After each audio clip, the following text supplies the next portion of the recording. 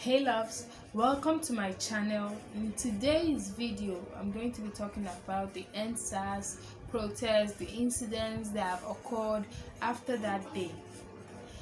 And I'm just trying to push myself to do this because it is very sad and horrifying that we live in a country where the lives of its citizens does not matter. So guys, please subscribe to my channel, give me a thumbs up, turn on your notifications so you'll be notified every time I drop a new video. Let's get right into it.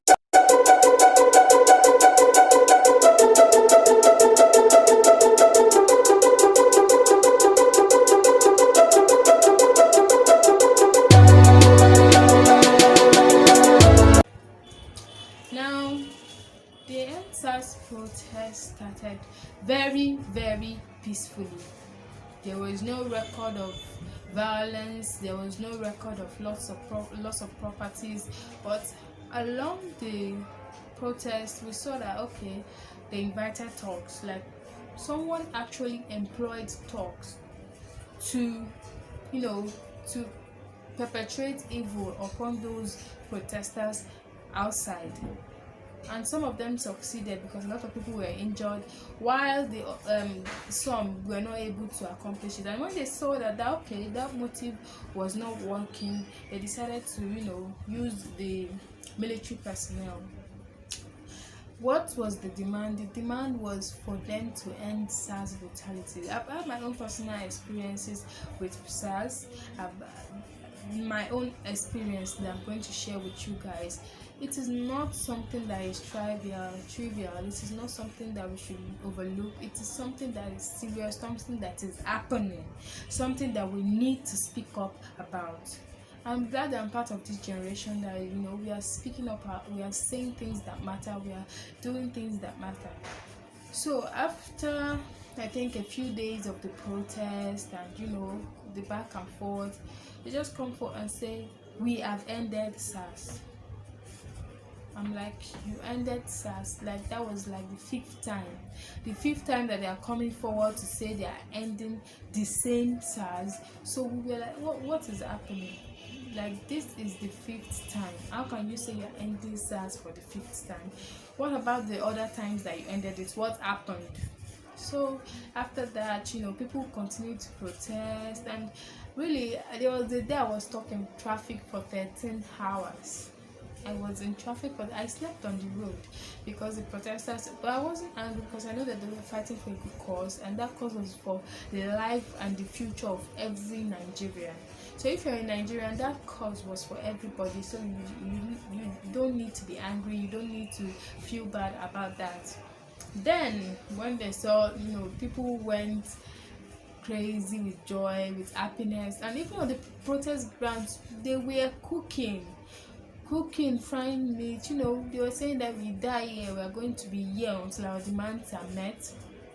And then the Lekki massacre. That day, Nigerian government committed genocide upon its own citizens. That day was sad.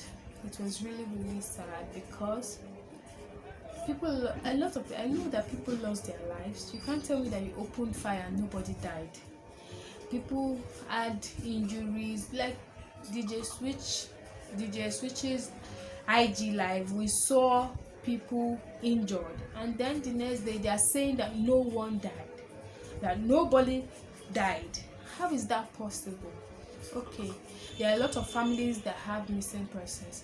Why are their citizens missing? Why are the citizens missing? Why are their family members missing? Where are they? So those issues.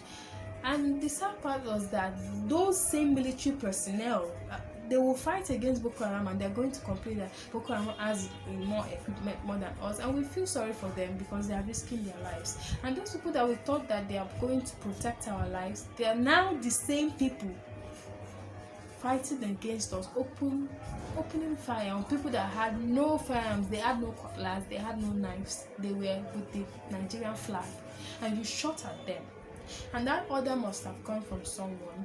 So the next day they were like, people were like asking, who ordered the shooting? Governor Sanwo-Olu of Lagos State said, I was not the one, it was powers beyond my control. The military said they were not even there. I don't know, maybe they didn't know that there was a video circulating and that we saw IG lives of people that were present on that day.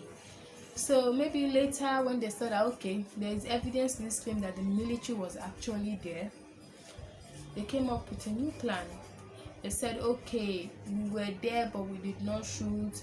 We were still asking who gave the order for citizens for military to shoot at citizens, who gave that order. And now they are saying, like a few days ago they were saying that it was Sanwo-Olu that gave them the order.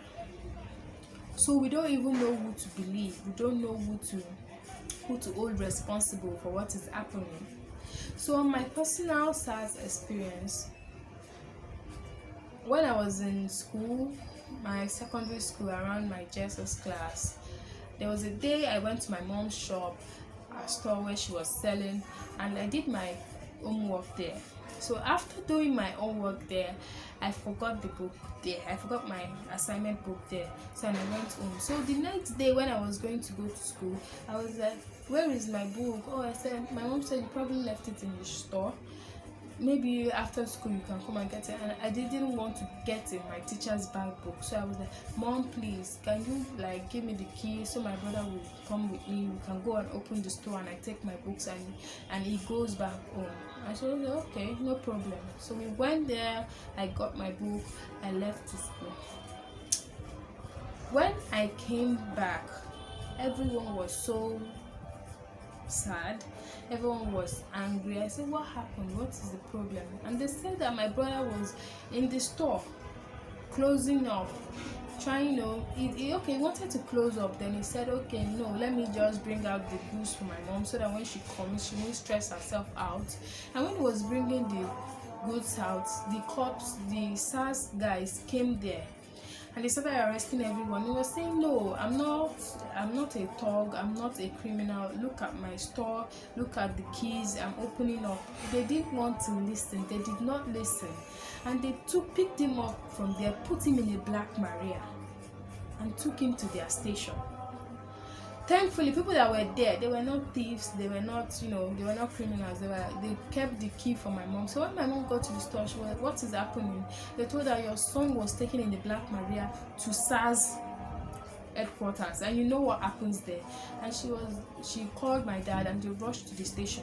When they got there, they told her you're going to pay 10,000 naira. That was like a long time ago. If it was now, the money would have been like 50k. They told her you pay like 10,000 naira before your son will go with you here. If you don't pay, like the guy that was telling her, if you don't pay, the guy was just trying to advise her. I said, if you don't pay that money, by tomorrow your son will be taken to Kirikiri. Like, if you don't know Kirikiri is where like armed criminals, like notorious criminals, that is where they are. And they say if you don't pay that money, your son will be in Kirikiri tomorrow. And that's what I'm saying now. A lot of people in jails, most of them don't know anything. Most of them are innocent.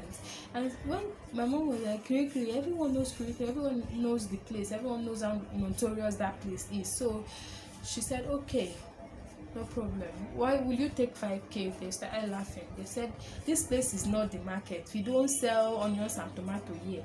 If you want to take your son, you pay 10k. So my mom paid the money, and that time it was really difficult for us. That 10k was a huge sum of money. It could have lasted us a long time. So I was really sad when I came home because I blamed myself that if I hadn't wanted to go there in the first place, none of this would have happened.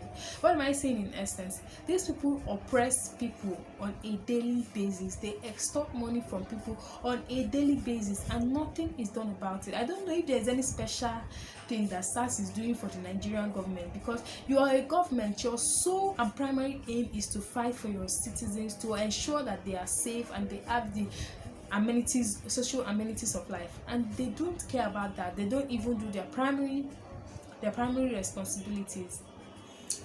And so that is it. And today I listened. What prompted this whole video was because I saw that the endsars endsars guy that was arrested, Eromosele Adene, that they released him today on bail of 1 million naira. For what? For exercising his fundamental human rights. He has to pay 1 million naira to regain his freedom. And what bothers me about this whole thing is that Boko Haram terrorists, people that are terrorists, they still have some of the Chibok girls in their custody. They still have a lot of young girls in their custody. They rape children, they murder parents, they kill a whole village. Even the Fulani X-Men, they perpetrate a lot of evil, and nothing has been done about it. These terrorists, like, if you don't know Nigeria, let me inform you, terrorists in Nigeria are not persecuted. A lot of them are given pardon, and some of them even get scholarships to study abroad. And someone that is exercising their fundamental human rights is getting to pay a bail of 1 million. Boko Haram terrorists receive pardon and some money so that they can start up their lives. So this country is not moving forward. I'm glad that I'm part of this generation. I want to tell everyone, come 2023, you don't need to vote sentimentally. And a lot of things that I've seen that happens in this country is the weaponization of poverty and illiteracy. They just come to people, they tell them your brother and your sister, they want to gain power. You can't allow someone from this tribe to win when your brother is there. And people vote based on tribalism. This is my brother, I want him to remain there. They don't want to know if your brother or your sister is actually working. Another thing they weaponize is poverty. People are poor. Poverty is high. So when it comes to election time, people are paid like 5,000 naira, 5k. They give them 5k and they vote for another person. They vote for other persons that that gave them the money. They don't really want to know if the person is going to work well or not. And I don't blame them, because they're hungry at that point. Most of them, they don't know what their families will eat for the day, and when you present 5,000 naira to them, that is what they are thinking. I cannot blame it. Weaponizing poverty and illiteracy is the major way that these people in government take power. Another thing that I want to say is, please, come 2023, everyone get your PVCs. Get your PVCs. This issue, I'm glad that CNN now, they are conducting investigations, and they even released a video from their investigation that actually proves that the military was present at the Lekki massacre. And a lot of people were saying that the videos that individual citizens released were fake. And now I'm glad that a whole international news is releasing a video based on that. Nigeria loves looking good in international community. When it comes to international, they pretend that everything is doing fine. We are not fine. We are not doing fine. A lot of things has to change. We are not fine. This is just me, saying things that need to be said. This is my first unscripted video, because I'm saying these things straight from my heart. I want you guys to prepare yourselves. We'll continue speaking. We'll continue talking about the Lekki toll gate issue and the other police brutalities that have happened. Up until now, no police officer has been brought to book. I've not seen anyone. The judicial panel, I've not seen any progressiveness from them. No progress, no moving forward. It's just as if it's useless. But no worries. Come 2023, we are going to exercise our human rights. We are going to continue speaking. No one can shut us up. The type of gunshot that I heard on that Lekki massacre day, because the massacre did not only happen in Lekki, it happened everywhere. It was as if they gave them permission to shoot. In my area, I could not stand. If I stood up, I would hear gunshot. I was scared. I would lie flat on the floor. And my area was not Lekki. I live in Munshi area of Lagos State, and we heard gunshots. From my area, I could hear gunshots in Munshi, and later on, videos were out that people actually died. So please, we need to get our PVCs. We really need to exercise our human rights. Please, guys, Please, let's continue to follow the story. Let's continue to speak up. Sorry, it's okay, everybody. Let's continue to do that. I love you guys. Bye.